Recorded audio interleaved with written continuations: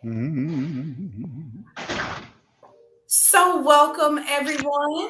We're just gonna do some small chit chat while we get some people on here. And if you're catching this after the live, then thank you for watching. But I so surprised we've done this Live Wiser podcast for I think this is August and September. It goes by so fast. It might have been July, August, and September, but Coach Ron Nash. I promise there will be one male in this lineup. This is Coach Ron Nash, and so everybody's heard about Live Wiser. This is my book about the ultimate guide to adulting, things that I wish I would have learned. And so one of those major chapters, which was like the hardest chapter for me to write, was chapter 7, Confidential Career Commandments. Because I'll introduce and tell my story really quickly so we can get two things done. So all the way back in 2017, my six-figure higher administration job lost me. And so one of the first things people were like, you probably need to save your money for something else, for like food and stuff like that. But one of my first major purchases and investments in myself was a career coach, because at that time I wanted to go work at McDonald's. That was work at McDonald's, but I think 6 months prior to me leaving the university, I went to a workshop, a conference that I was one of those voluntold conferences. I didn't even know why I was there. And I met Coach Ron Nash, and he was talking all about how to optimize LinkedIn. And I knew that was a key that I probably wasn't using for real. So I just reached out and said, hey, remember me, love to do coaching. And by the end of our like 4 or 5 sessions, I had so much clarity and did the work. Some I wasn't a great student, but I think I was.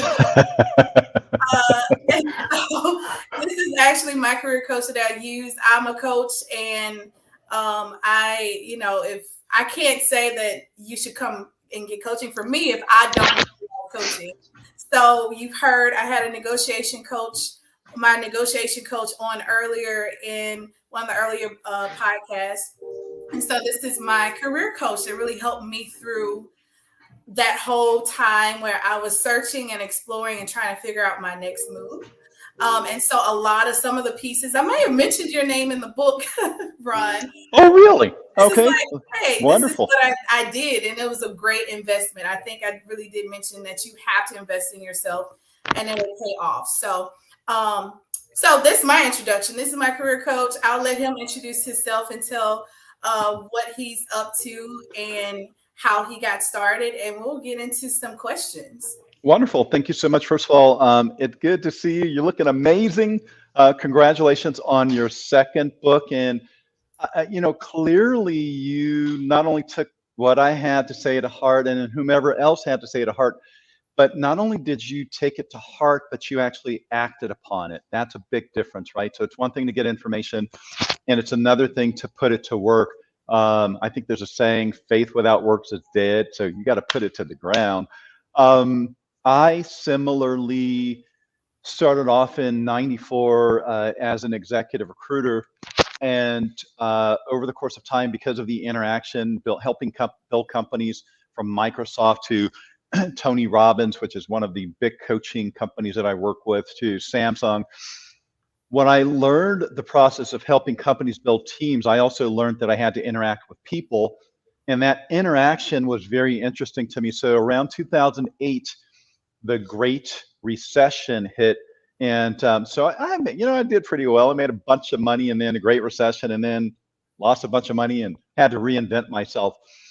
And at that juncture, when I did an assessment of my purpose and what I really wanted to, and we'll talk about purpose versus passion, I ended up kind of going, instead of helping corporate America find people, I'm going to help people find themselves. And that began my journey 4 books later. I met you on the road when I was with Pearson Education.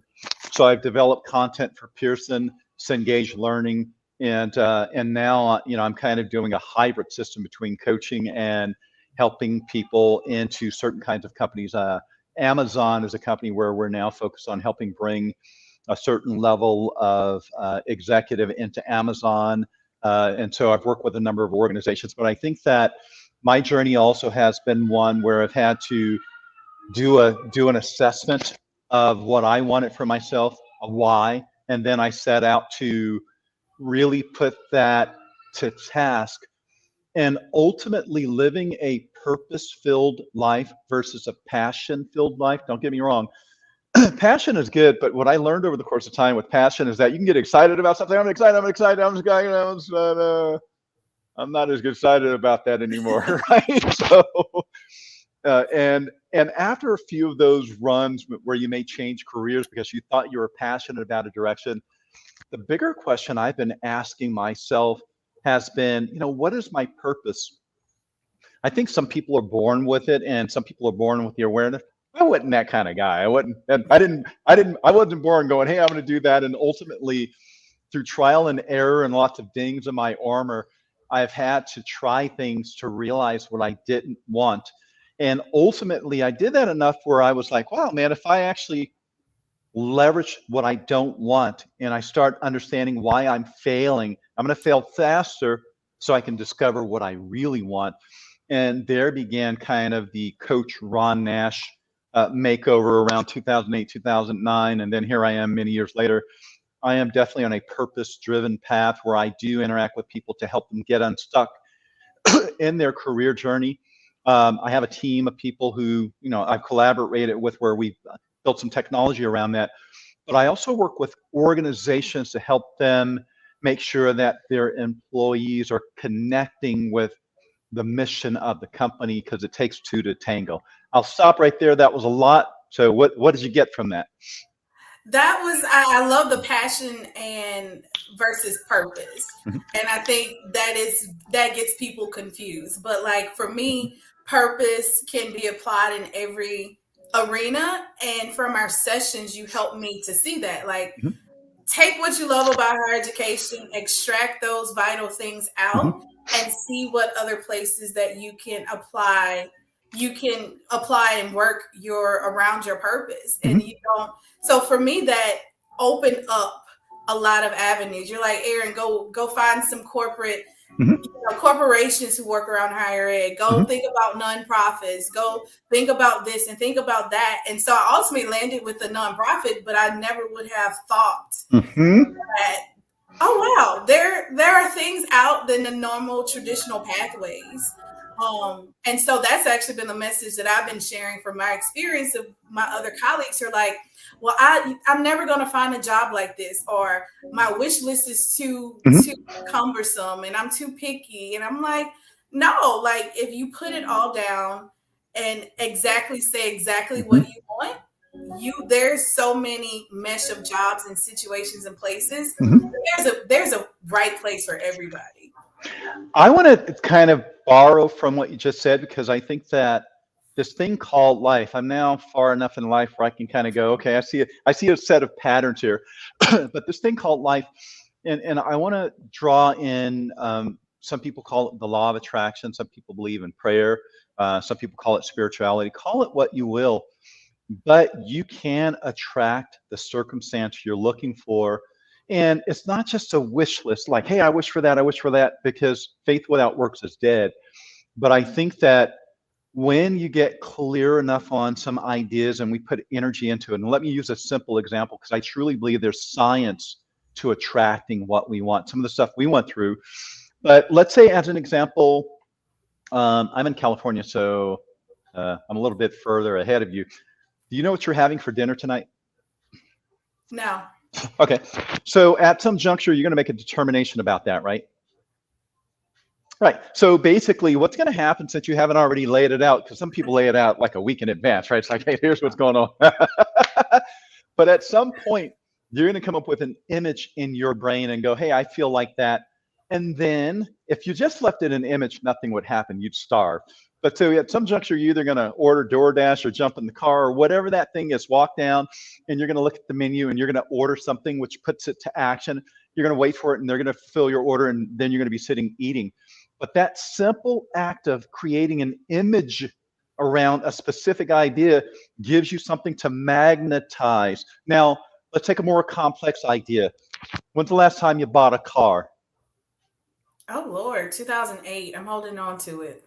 Okay, cool, cool. So listen, that's a good example. So you obviously, take that pretty serious. But when you bought that car, did you just go and go, I'm going to buy any car and buy any car? Or did you actually take some time to think about what you wanted to buy?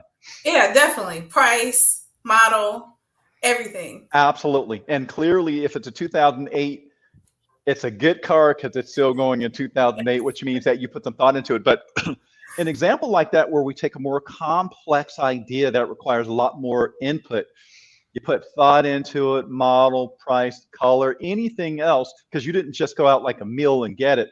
So you had to put energy into it for a week or two or a month or whatever that was. And you energized that idea and then you acted upon it, which means that if you have a clear enough picture, you can actually make stuff happen. Now, I can take that, to the extreme of a car, but let's talk around careers. One of the challenges people have in careers, they're not clear about where they want to go.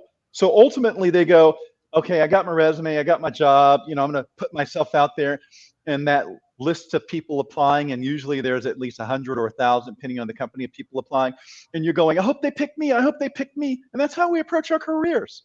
In Yep. my opinion, that ain't the best way to approach this process. But most people know that's not the best way. Like everybody's so exhausted from submitting a resume and then having to type in the application, Mm-hmm. hearing nothing back, getting ghosted, under like figuring out that they were hiring, but the application wasn't posted, the job wasn't posted.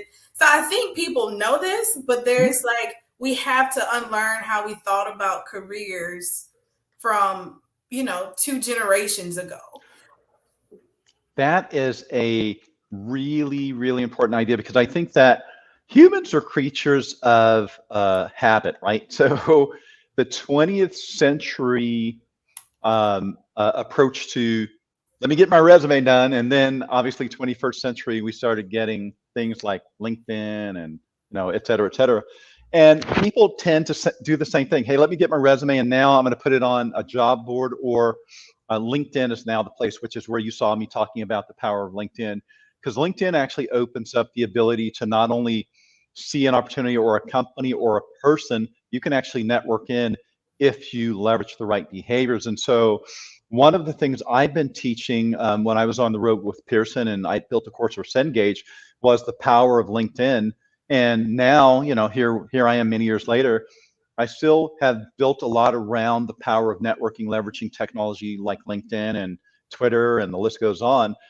But it goes beyond that because it's almost like I call it a fishing expedition, and I'll use that simple analogy because it's an easy analogy. But whether you've been fishing or not, the process of fishing is you got to get some kind of a bait, and you got to go somewhere where there's fish, hopefully. Most people put their bait on the hook, whether it's bait or a fake bait. It can be fake bait, and you put it in the water. And then, if you're on a boat, usually they go out, you put it in the water, and then you try to pull something in. Now, most people are so excited to catch a fish. As long as it's big enough, they'll keep that fish. That's how most people treat their careers. It's a non-specific approach to getting what you want, and I call that hopium. I hope I get something. Oh my God, I got something. And I will even go out to say, what if that fish is a bottom feeder, and it ain't really the kind of fish you got something, but it's a bottom feeder. Whereas, let's take a different boat. If we were talking about fishing expeditions where it's a smaller boat, and the captain of that boat says, we're going to go out and find something specific. It's going to take, maybe we're going to go into a couple of other regions where there aren't as many people. We're going to use a very specific kind of bait. And I'm not going to take a lot of people on this, but we're going to be very deliberate. And if we get something on the hook that you don't want, we're going to release it because we're going to be very specific and intentional about what we want. And that becomes a kind of fishing journey that I've been helping to take people on. And it requires just being more thoughtful. It doesn't take more time to find what you want. What I find out, it's almost like that dinner question or the car question. You can apply it to relationships and houses. We have to be more thoughtful in what we want and take the time to really think about what we want by leveraging what we don't want. Yeah.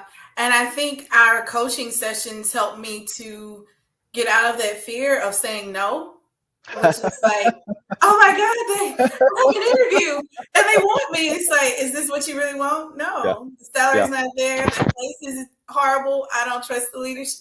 Like it was a list. And it's like, Aaron, why do you want this? Okay, I guess I don't. That's a And we had to powerful, throw it back. you Yes. know, what you just said, the power of no is actually extremely important. And I think, what I've seen in people, executive, non-executive alike, and it's interesting because it falls into some human behaviors, and one of the behaviors is around being wanted, around belonging. Oh my God, they want me, which means that I won't be unemployed, I'll be able to pay my bills or whatever story we're telling. But ultimately, a lot of times we compromise what we want based on that circumstances as opposed to holding out because of the illusion that, oh my God, they want me in, and okay, at least I got that, and then not quite what I want, and pretty soon it's a year, 2 year, or 3 years later, and you started off at a compromise, and 3 years later it feels worse because you started off at the compromise, and now it feels like, oh my God, what did I do? And really starting with clarity and the power of saying no, being true to yourself, is rule number one. How do you use no constructively to make sure that you don't go on a journey or down a rabbit hole that's not your rabbit hole? Yeah. So one of the statistics that I like just blew me away. Mhm. I you know it, but just when you see it in numbers, 85% of the people in the world, not the U.S., are Uh-huh. unhappy with their Uh-huh. jobs. Uh-huh. And so that was back in like data from 2015 from Gallup. But now you see this wave of the great resignation. Yes. Yes. I don't care. It's the pandemic. Y'all are forcing me to be people are just like saying I'm out, regardless if they're switching careers or not doing anything or finding their own income. Um, do you think this old approach to find career leads to that dissatisfaction that we're seeing, that they're not, one, either working in their purpose, two, they're not clear about the environment, like that they just don't have clarity, but they've settled? Do you think that's kind of what we've been seeing? Absolutely. I'm writing down a note to make sure I don't forget it. Uh, so there's a lot, and I'm so glad you said that because I saw that statistic, the Gallup statistic, and 85% of people globally, which means there's a big disconnect, right? Part of that is based on the old adage.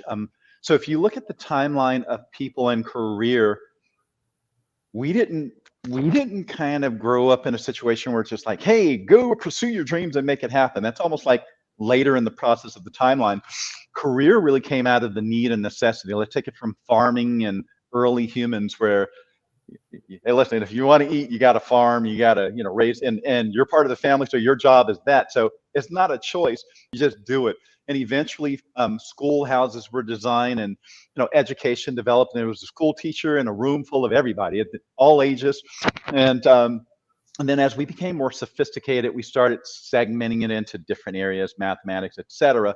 Now, fast forward, that same methodology for teaching still exists. It's archaic, but it still exists here in modern day education in classrooms, the way they teach the one-sided conversation where you talk to people and spew a bunch of information on them, and then they collect it and do the best they can on a test. That's like old stuff. But we still use that in the setting. And as we've evolved as people, our hearts and desires, and as we become more sophisticated, we realize that we actually deserve more. So the antiquated system of applying for a job based on your degree or an area based on, hey, look like a good match. I didn't know, hey, I got a degree. I think I fit all this stuff. I'm going to apply. Oh, they wanted me.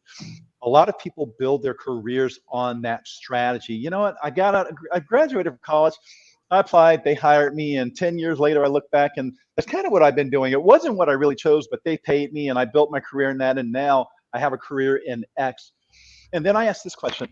Let me ask you, if you had an influx of $5 million to your checking account tonight, would you continue doing that work? And most people go, HE double two pick, nah, no, right? I would be gone. So kind of back to that point, 85% of the global population, it's an antiquated system, and a lot of people are not working in purpose. And then let's bring the great resignation in, or the great reassessment, as it's being called. Um, 30 million people quit their jobs in August 2021. 2.9% of the workforce quit their jobs. 41% of the workforce is contemplating quitting their jobs.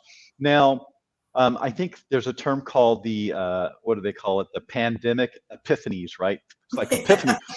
So like, I'm working from home, I'm doing this, and if I can work from home, and instead of me having to go to the office, and now I can actually have a little bit more work-life balance, or whatever you get out of that, do I really need to be doing this? And so people are really assessing what they want now.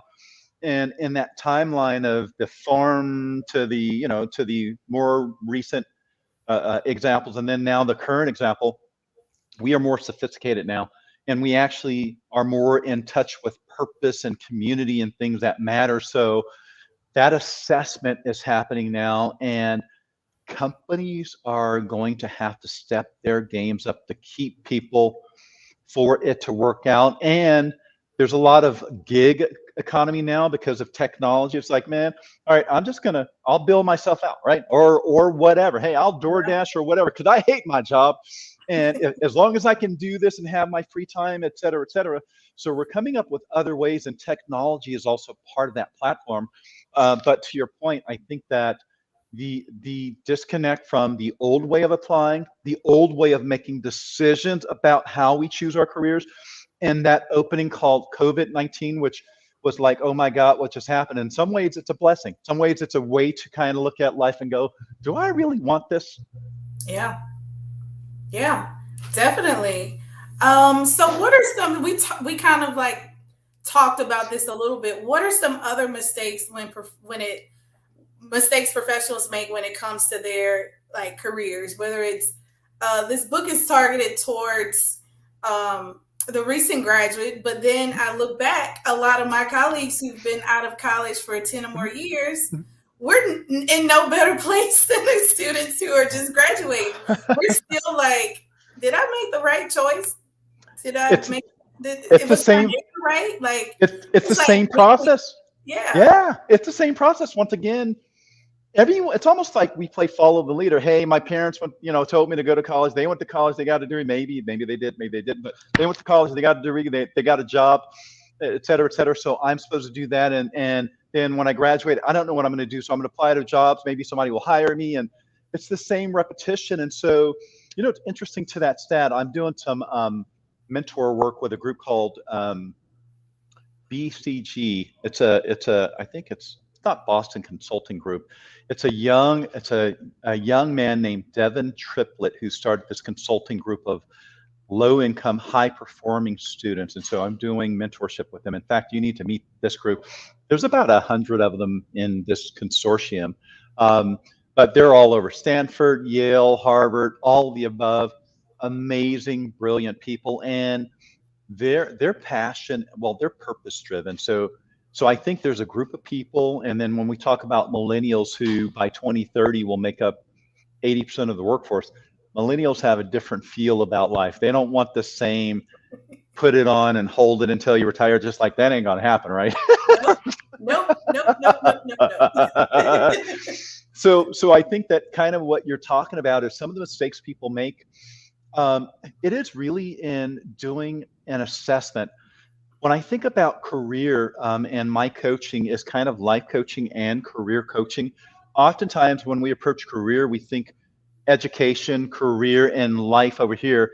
And in America, we created a society where you work to live, whereas in other places, Europe and No, some other we're weird places, for that. We're really weird when you ask yeah, somebody, what do you do? And I have to catch myself from asking people. I have to find a new leading question yeah, because I feel like it's like it defines it. So if I say I'm a doctor or if I say I'm a yeah, janitor, it looks totally different. The right, janitor could have $1 million in a bank and could like right. just cleaning and meeting people.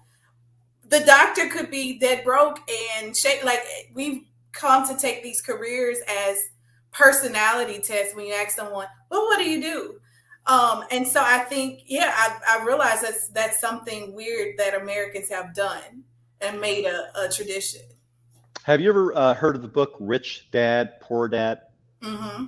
So in that book, and I won't give it away, I highly recommend anyone watching this to read that book because my grandfather, eighth grade education, part of the Southern migration to San Francisco. I was born and raised in San Francisco, hence my accent.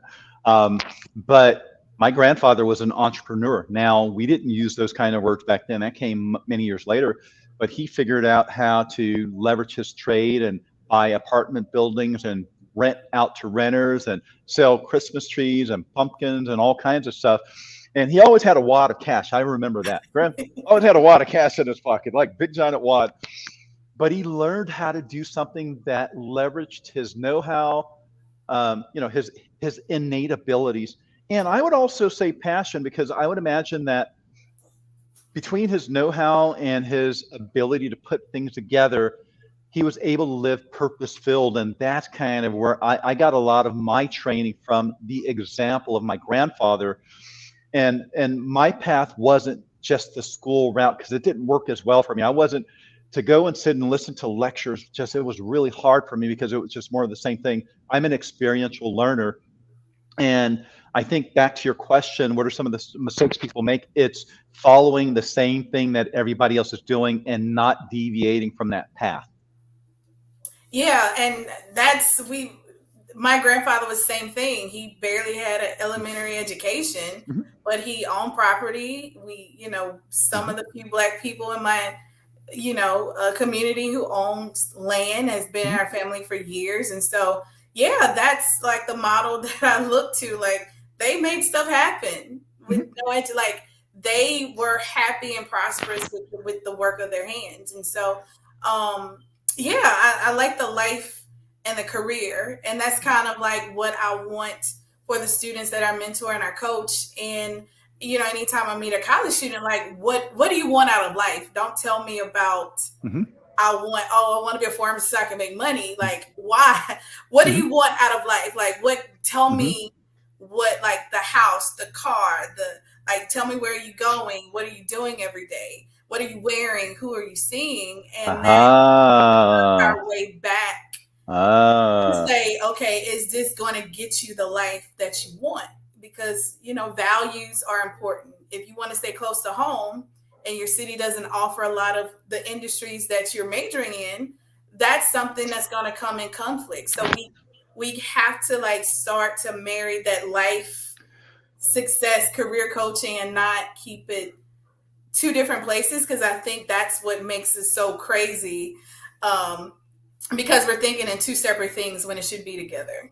And so that's one of the big things that in our work, really helping to integrate life and career is a big deal. And I definitely want to I want to stay focused on what are some of the mistakes people make. Since that you posed that, you're touching on something interesting because I think another challenge so we only know what we want, what we know, right? So if my mom went to college, my dad went to college, and they got a job, and I got a job, and that's the way everybody's doing, and they apply for resumes online, apply for jobs online, et cetera. If you don't know another way, and if you stick to that behavior, you fall into the way it always has been. And one of the challenges is that oftentimes, similar to what you were saying earlier, when I was like, hey, Aaron, have you thought about a nonprofit or outside of education and all of that? When you start focusing in on other possibilities, possibility thinking, then there's a whole other set of data that we can contemplate that we haven't contemplated before. And I think that's important. I also think that we make decisions based on what do you want to be? Oh, I want to be something that's prestigious and it sounds good and it makes a lot of money. Guess what? Let me tell you the honest goodness truth. I've actually known people with a lot of money who are very unhappy. And so I think that redefining what success is Yeah. another really important idea, because at the end of the day, it ain't how much money you made. It is really about the quality of life and the relationships we have. And you know, most the lottery winners, 90 some odd percent, it's over 90%, 92%, 97%. It's pretty big. whether it's $5 million or $500 million, they go broke within 7 years, or they go broke between getting those earnings and not. Yep. So having a lot of money does not generate happiness. It's really just a vehicle. And I think that the misnomer, and to your point, maybe that janitor owns his house and has a great family and raised kids and got them, or whatever that thing is, and they love being a janitor because of the social connection. Whereas that person who has an office and all these doctors' offices and is in the middle of a divorce and is having a hard time to pay bills, the optics around what we call successful here in America, mm, it's not always what it appears to be. Yep, and that is like one of the biggest lessons in adulting that hit me smack in the face. Like once I kind of like had a chance to like get rid of like and have that chance to breathe and reassess, like that was the most happiest time of my life. Mm-hmm. And not necessarily I want to go back Mm-hmm. there, Uh-huh. but I want to extract some things that make me happy, but also be able to take care of my, personal expenses. And so that taught me how to simplify and streamline and why does this time feel so good to you? It's because I Mm-hmm. had time for family. I Mm-hmm. could wake up on my own. I can do what I wanted to do. I can make time for church. I can be there for my friends and family when they needed me and not have to say, oh, can I have off? Oh, I'm running out of PT. Or I'm on, I don't have enough sick time. Mm-hmm. But yeah, that is that was one of the biggest lessons in adulting is like money does not equal quality of life. That is, so I think kind of weaving in some of the thought process from the old way of approaching it, which we still adapt a lot of the 19th century into the 20th. We're actually in the 21st century now. And so the fact that we're still doing things that are 20th century, older than 20th century, it's indicative of where we are. However, life and technology is certainly changing things, but what I think showing up for us now, and back to the question around 85% of the population globally, or the Great Resignation and pandemic epiphanies, is there's a group of people starting to go, you know what? Working from home, I have had a little bit more time to go out on a run or whatever the heck it is I want to do. And I'm getting a little bit more time. And guess what? It's been almost 2 years. And do we really need to go back to an office? Yeah. And then why? Why do we need to go back to that office? Because I wasn't having as much fun at that office as I am now, and I'm still getting my work done. So assessing our why is a critical thing. Have you ever heard of Start with Why, Simon Sinek? No, I haven't. I have to add that to my book list. There's a TED Talk, which I recommend. The book's amazing. I highly recommend it. But the TED Talk, Start with Why, Simon Sinek. Really, really amazing. Thank you. So I think I only have a few minutes with you, and I want to end with what are your top like 3 tips you can give people who are like stuck in their careers, who just whether they don't like their boss, they don't like the environment, microaggressions, diversity, any of that. Like why? Like Okay. what are what's like your top 3 tips that like come off of your brain that you Sure, tell sure. people who want to get unstuck? Sure. First of all, being stuck is an illusion. It's all between your ears. It's all in your head. So that's number one. Don't get me wrong. So here's an example of going back to the grandparents kind of days and a little bit before then. But there were people who worked in buildings like in New York who ran the elevator for 40 years and they retired running that elevator, and they figured out how to work that elevator. Somebody gets in, hey, thank you. Hi, which floor? Okay, and they had a beautiful presence all day long, all day night. Now, were they stuck in that elevator? After a certain amount of time, the answer is no. In fact, a more recent example, President Obama had someone in the White House cooking, and they'd been cooking for a long time. And the guy was going to retire, but he decided to hang out because President Obama made it to the White House. So it was an Yeah. African American guy. He was like, nope. And he wanted to make sure, he was like, man, I've been here so long. I wanted to, before I retired, I was going to hang out to make sure I had the pleasure and privilege to serve you. And so being stuck is really what we make of it. Typically, we end up somewhere where we're excited about, oh my God, I got the offer, I got the job. And then pretty soon the luster wears out and you start seeing the differences between what you imagined and some other stuff that's there. Now, the bigger we make that problem, that person reporting into, whatever. The bigger we make it, the harder that job feels, the more stuck we feel. But here's the truth. My mom gave me these words of wisdom when I first started working many years ago. And she says, you went to that job looking for a job. You can always leave that job and go look for another job. So you're never stuck. That helped me to realize I didn't have to stay anywhere that I didn't want to be. People end up staying in places they want to be for reasons they make up. Oh my God, I got to pay my bills. I got to pay my mortgage. I can't do this. I don't know what else to do. But those are all limiting beliefs. The real truth is that we're never stuck in anything we don't want. So that's number one. But then let's go on, because there are circumstances that are not healthy. And ultimately, how do we navigate out of that? It starts with yourself and what you believe. Oftentimes when people start feeling stuck, they don't have a specific methodology or a process. They'll get the resume done, maybe, and maybe they start applying to jobs on LinkedIn. I've actually seen people do that. And the problem they were running for, they ran into another problem that looked exactly like that one, just in a different company with a different name. And Yep. so, once again, I truly believe that we carry energy with us. But kind of tying it in and talking a little bit about purpose and passion, taking the time to be purposeful about what you're doing. Do an assessment. T square, piece of paper, T, left side, why I feel stuck, why I'm not enjoying what I'm doing. 20 pages of the paper, doesn't matter. And number one, thoroughly not enjoying being micromanaged with this particular manager, right? Other side of the paper, what I want to be in an environment where I have more autonomy, where I have.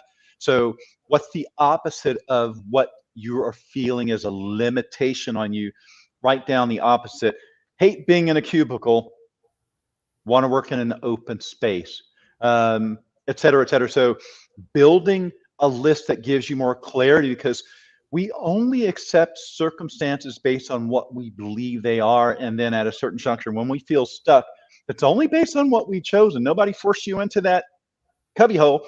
So what we have to do is unthink ourselves out of those circumstances by taking power of our ability to think and measure. We have a process, we call it the career North Star career process, and we go through a journaling process. One of the things we do is like a 20-question journal. What kind of company are you interested in? Because most people don't even think about that. Does the company, what kind of culture is in the company? Didn't really think about that, right? I thought about the job and all of the above. What size company? What industry? How large? What if you don't like large companies, but you ended up in the large company? What about the team? The hiring culture is going to be a big part of it. The culture of the team that you're working on, the overall culture of the place, are they living in accordance with the mission? Do they have a larger mission outside of making a buck or selling a service to make a buck? What's your superpower? What's the biggest problem you solve?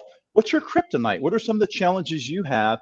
And as you start thinking around you and the inventory of you and what you really want and what you don't want, it starts to help you create a navigational chart on the kinds of things that are possible based on your skill set, other than just your resume, your degree, and the jobs that you're applying to, because in reality, that's a very limited perspective of applying for a career. It really takes a lot more contemplation. And when we invest the time to get clear on what we don't want, it helps to inform what we want. And then building a path to make sure you say no to companies. When you research those companies, don't research a company that doesn't fit your charter. I want to work in a company that's at least 1,000 people or less. I want to work in a company that has a mission statement, but their executive team definitely is showing that they're living Patagonia. There's a bunch of them out there. They are living their mission statement, right? So I want to work with a company that shows they're doing it versus just casting yourself out there. That way, when you interview with companies, instead of you being like, oh my God, I hope I answered these questions right, you go, I'm good, man. I know what I want. How you doing? I'm doing wonderful. How are you? You're interviewing them as well. And as they're interviewing you and you're giving your articulate answers, you're also interviewing them. Hey, let me ask you a question. Hey, you have any questions for me? Absolutely. Let me ask you a question about the executive team. I read that your culture was like this. What's your experience of that, right? Can I meet some people around here? So now you're really starting to be granular in your what you want. And if it doesn't look like what you actually have mapped out that you want, you say no. Right? Would you Yeah. ever buy a house that you didn't want? No, right? So, That was the most powerful switch for me, besides the saying no, is how to walk into an interview and command it. And it's not that you're on Front Street, you're mhm, interviewing them to see if, mhm. one of the questions I think we discussed was, what do you like? What was the last time you were happy, or like, why are you happy coming to work, or something like that? Mhm. And I remember asking this and looking around the table, and they like put their heads down and like, who's going to answer this? And I'm like, y'all about to set me up for the okie doke, because nobody's happy here. Nobody jumped up to say, oh my God, I love the students, I love my colleagues, and I love working here because it's so supportive. Nobody said that. And I'm like, yeah, nope, it doesn't feel right. Let me add another bit, and I'll take a couple more minutes here. Let me add another point of what people don't do, or mistakes people make is they don't ask enough hard questions of the companies they're interviewing for, because they're going, choose me, choose me. I don't want to say the wrong thing. Choose me. It's like, nope.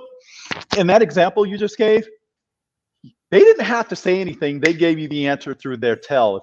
In poker, I don't play poker, but there's something called a tell, right? So every time in poker, when somebody goes looking at their cards and they scratch their head and then they put their best cards down, every time they scratch their head, they put their best card down. That's the tells. So when you know they're going to scratch their head, they're getting ready to put their best card down. It's a tell. So when you ask that question and they went, that was the tell. It's like, You don't even have to say anything. So now you have to do the digging, and you have to actually determine if this is a place you want to be. And if in your heart of hearts and on your list that you're committed to with your life and your career, it doesn't fit your model, you have to have the integrity to say no on behalf of yourself.